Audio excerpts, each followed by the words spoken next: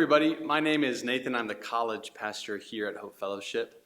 Today is the very first devotional about the triumphal entry of Jesus. Whenever I think about the triumphal entry, I think about expectations.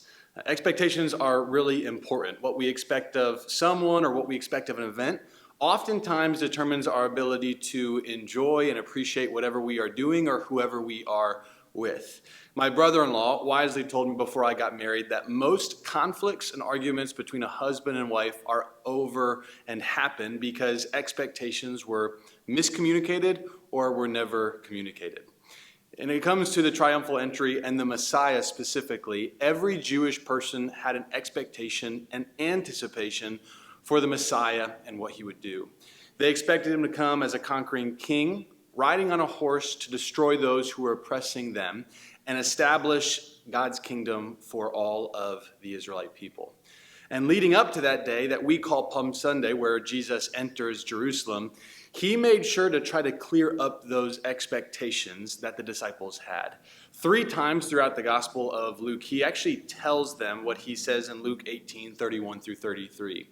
Taking the 12, he said to them, "See, we are going up to Jerusalem, and everything that is written about the Son of Man by the prophets will be accomplished. For he will be delivered over the Gentiles and will be mocked and shamefully treated and spit upon. And after flogging him, they will kill him, and on the 3rd day he will rise." Jesus tries to clear this up for the disciples specifically, and yet the disciples still didn't really understand this. But the people who really didn't understand this were the ones who were laying the palm branches and cloaks at the feet of a donkey, yelling out, "Blessed is the King who comes in the name of the Lord." These people were quoting and shouting the well-known Hebrew scripture, Psalm 118, verse 26. And it's in this psalm that declares the Messiah coming, rescuing, defeating, and establishing his kingdom. These people's expectations were that Jesus, on this day, was going to destroy and rescue them from their oppressors, that would be Rome, and then he would establish his kingdom forever. Jesus, however, was not going to do exactly what they thought he was going to do.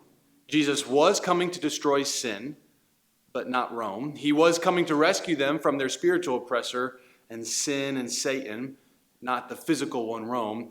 And he was coming to establish his kingdom, just not the one that they thought like Israel, but rather establish his kingdom in such a way by giving us his spirit to all who would believe in him.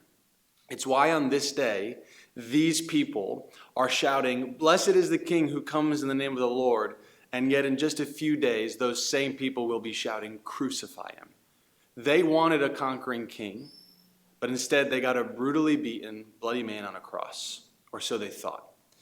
I've found myself on reading this story pretty judgmental of those people at times until I realized that I oftentimes have the same misunderstood expectations for God to do something that I think he should do, even though he eventually does something different.